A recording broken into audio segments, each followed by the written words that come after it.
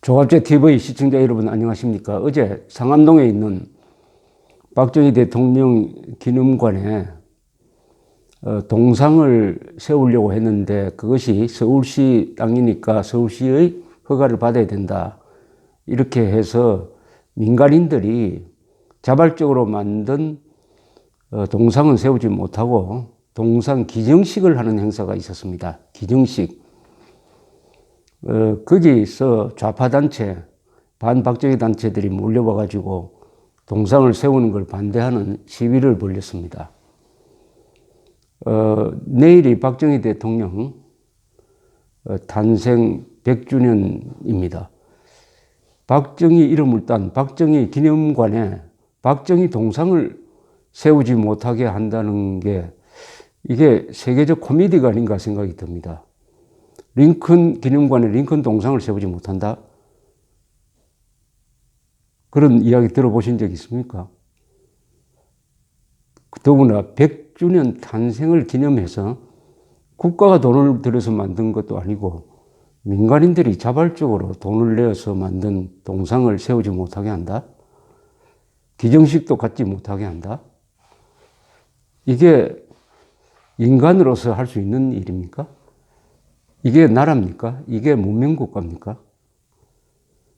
결론적으로 이야기하면은 거기 동상을 세우든 말든 박정희가 역사 속에서 영원히 꼬디 활자로 굵게 기록될 것이고 지금 박정희 대통령 동상을 세우지 못하게 하는 사람들은 역사 속에서 지워질 것입니다. 박정희를 지우려고 하는 세력이 결국 역사 속에서 문명 건설사 속에서 지워질 것이라는 것은 분명한 사실입니다. 그리고 박정희 기념관은 대한민국입니다. 대한민국 전체가 박정희 기념관입니다. 박정희 대통령도 헬리콥터를 타고 시찰을 하면서 아래를 내려다보면서 그 거대한 공단이라든지 잘 정리된 농지를 보면서 이건 꼭 내가 그림 같구나 라고 이야기를 했다고 합니다. 그것을 지울 수 있습니까? 박정희 지우는 방법은 대한민국 해체입니다. 대한민국 해체로도 안 되죠. 이 국토를 싹 밀어버려야 되죠. 1961년 이전 상태로 돌아가려면. 그러니까 그런 헛된 짓을 해가지고 자기 얼굴에 침 뱉는 이런 만행을 누군가는 뜯어말려야 됩니다. 거기서 박정희 동상 건립 반대를 하는 사람들 중에서 박정희 시절을 경험한 사람은 거의 없습니다. 박정희 시절에 무슨 고생한 사람도 거의 없어요. 한국에서는 이상한 일들이 벌어지고 있습니다. 이승만 박정희 시대를 경험했던 사람들은 이승만 박정희를 존경을 하는데 그 시대를 경험하지 못했던 사람들이 두 사람을 저주를 합니다. 그것은 두 사람이 두 분에 대한 이 교육이 후천적으로 경험적으로 된 것이 아니라 후천적으로 되어져서 관념으로서 머릿속에 이승만 박정희 두 위대한 인물에 대한 정오심이 존재한다는 것이니까 이것은 좌익 세력들이 주도한 오래된 의식화 교육의 산물이죠. 의식화 교육의 산물로서 그 머릿속에 들어가 있는 관념입니다. 이 관념은 언젠가는 현실과 부닥쳐서 무너지게 되어 있습니다. 그것도 한꺼번에 보통은 전쟁을 통해서 그런 거대한 각성이 일어납니다만은 박정희 시대를 경험을 하고 또 고생도 한 사람 중에서 나중에 박정희 존경하는 사람으로 바뀐 사람들이 많습니다. 그 중에 한 분이 김문수 전 경기도지사인데 이분은 학생운동권 출신으로서 감옥에도 여러 차례 갔다가 와서 1980년대에 감옥에 갔다가 와서 자신의 노선이 잘못되었다라고 각성을 하고 그것을 행동으로 옮긴 사람입니다. 지금 문재인 정권이나 좌파 정권에 대해서 가장 날카로운 글을 쓰고 있는 분이 바로 김문수 전 지사입니다. 이분이 매일 쓰는 이 페이스북에 매일 올리는 글은 아주 핵심적입니다. 이념 문제에 대해서 정통한 사람이 쓰는 글은 이렇게 힘이 있습니다. 정리가 딱 되어 있습니다. 아마 이것을 모으면 근사한 책이 되지 않을까 하는 생각이 듭니다. 트럼프 대통령이 아주 핵심을 찌르는 트위터로서 정치를 하듯이 김문수 지사는 요사이 페이스북으로서 정치를 하는 것 같습니다. 오늘 올라온 글이 박정희 대통령 동상 건립 반대 세력에게 묻습니다. 였습니다.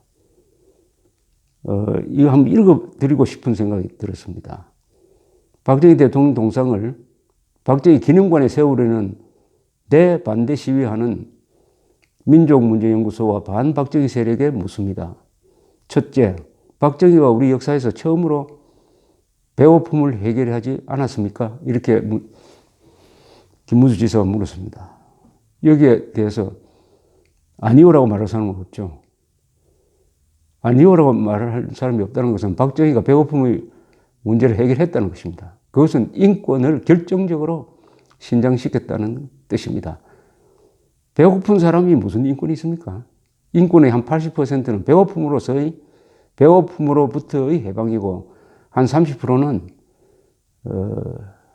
무지막지한 고문이나 투옥으로부터의 해방이겠죠.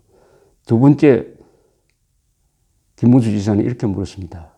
둘째, 박정희가 야당과 지식인들의 반대를 무릅쓰고 고속도로, 포항제철, 조선소, 자동차, 전자산업, 정유산업, 중화학공업을 하지 않았더라면 우리가 지금 이만큼 잘 살 수 있겠습니까?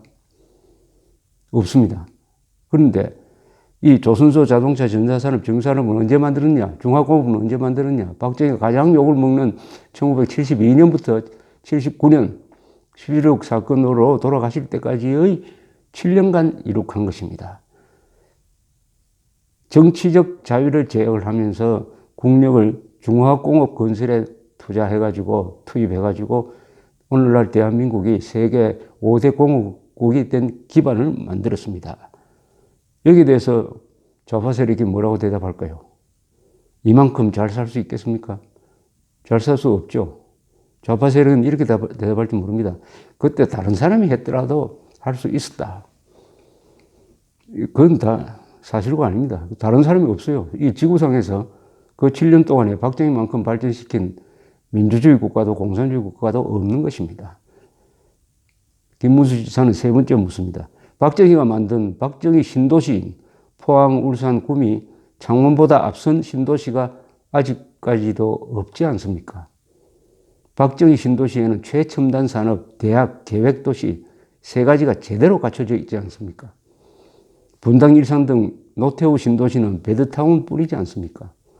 박정희 대통령은 거대 기업을 중심으로 구미라든지 울산이라든지 창원이라든지 도시를 만들었으므로 그것이 생산력이 뒷받침되니까 그 도시가 생명력이 있고 문화예술이 발달하고 활기가 있습니다. 대기업이 옆에 있어야 좋은 도시가 만들어집니다. 이건 외국도 마찬가지입니다. 문현이 왜 그렇게 잘 살고 아주 활기찼냐? 바로 BMW라는 회사가 있는 것하고 관계가 있습니다. 네 번째, 김문수 지사의 질문입니다. 세계 최고의 건강보험을 박정희가 시작하지 않았습니까? 여기에 좌파 세력이 아니라고 대답할 수 있습니까? 1977년 7월 1일부터 시작한 박정희식 건강보험, 의료보험이죠. 의료보험은 지금 세계에서 가장 싸게 먹히고 가장 효율적인 것으로 정평이 나 있고 이것 덕분에 이것이 전부 다는 아니지만 이게 결정적인 역할을 해서 한국인의 평균 수명이 지금 남자는 한 세계 한 20등 정도, 여자는 세계 3, 4위입니다. 2030년에 가면 남녀 공이 세계 1등이 됩니다. 평균 수명이. 이게 박정희가 시작한 의료보험과 관계없다고 볼 수 있습니까? 문명국가에서는요, 사람이 오래 살아야 됩니다. 오래 사는 게 행복입니다. 그럼 박정희가 사람들을 불행하게 만들었습니까? 행복하게 만들었습니까? 오래 살게 했잖아요. 그리고 키가 크도록 했잖아요. 남북한 지금 남자 평균 신장이 10cm 이상 차이 나지 않습니까? 북한의 평균 수명 남한보다 11일 짧아요. 그런데 그러면은 김일성, 김정일, 김정은을 저주해야지 왜 사람들을 행복하게 살고 오래 살도록 건강하게 살도록 한 박정희를 저주합니까? 더구나 박정희 시절에 고생도 안 해본 사람들이. 다섯째, 김문수 지사의 질문은 계속됩니다. 대덕연구단지, 키스트, KDI 등 세계적 연구기관을 누가 세웠습니까? 박정희 대통령은 과학 대통령입니다. 원래 과학자들은 로비 능력도 없고 정치력도 약해가지고 가만히 있으면은 이게 우선순위가 떨어져서 이 찬밥 신세가 되는데, 박정희니까, 이 과학적 마인드가 있는 박정희니까 자신이 직접 키스트를 만들고 대덕연구단지를 만들고 과학자들을 지원해가지고 오늘날 과학대국이 되었습니다. 박정희 대통령은 일찍이 경제 성장이 가능하려면 그것을 뒷받침할 만한 과학 기술력이 있어야 된다 해서 과학을 발전시키고 원자력 발전소 만들고 공고를 많이 만들어가지고 기능공도를 다수 양성했습니다. 요사이 연간 한 1억 원째 고봉급 받는 기능공들, 그분들은 바로 박정희의 제자들 아닙니까? 여섯째, 새마을운동은 누가 성공시켰습니까? 상하일체 국민운동, 물심양면 정신혁명, 하면 된다는 긍정운동, 지금까지 세계 60개 나라에서 따라 배우고 있지 않습니까? 그 새마을운동을 지금 지우려는 움직임이 또 일어나고 있습니다. 세계에 자랑하는, 우리가 서울올림픽 6.25 때 공산주의의 확장을 저지한 거, 새마을운동, 이런 게 다 대한민국의 브랜드 아닙니까? 그것을 왜 우리 손으로 없는 것도 자랑해야 될 판에 세계적 자랑거리를 우리 손으로 지우겠다고요? 그 마음이 바로 박정희 동상 반대 건립운동하고 맥이 통하는 것이죠. 김문수 지사는 일곱째 이렇게 묻습니다. 중국 등소평의 경제발전 모델, 베트남의 경제발전 모델이 박정희 모델 아닙니까? 맞습니다. 등소평은 그때 일본을 통해서, 일본에서 박정희 모델을 연구한 학자들의 연구 실적을 가져와 가지고 박정희식 경제발전 모델을 연구를 함으로써 연간 10% 성장이 계속되는 오늘날의 중국의 경제발전 성공에 기여한 바가 있습니다. 베트남도 마찬가지죠. 이것은 무슨 뜻이냐? 박정희식 경제발전 모델은 인류를 행복하게 부유하게 만들고 있다는 겁니다.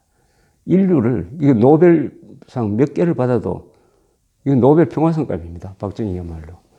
우리만 잘 먹고 잘 산 게 아니라 인류, 개발도상국의 여러 나라들이 같이 발전하도록 만든 그 보편적 원리를 하나 만들었다 이거죠. 여덟째, 민족문제연구소는 역사의 시계를 일제시대에 고정시켜 놓고 박정희를 욕하면서 미국의 원자폭탄 2발을 일본에 떨어뜨려 일본 천황에 항복하고 식민지였던 우리 민족이 해방된 역사는 다 잊어버렸습니까?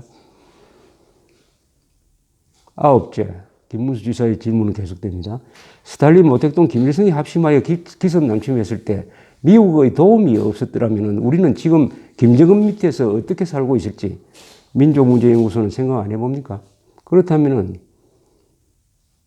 죽은 박정희 동상 건립 반대를 할 것이 아니라 살아있는 김정은을 국제 형사재판소에 회부하는 운동을 이 좌파단체들이 앞장서야 그들이 말하는 진보가 진짜라는 것을 보장받게 될 것입니다.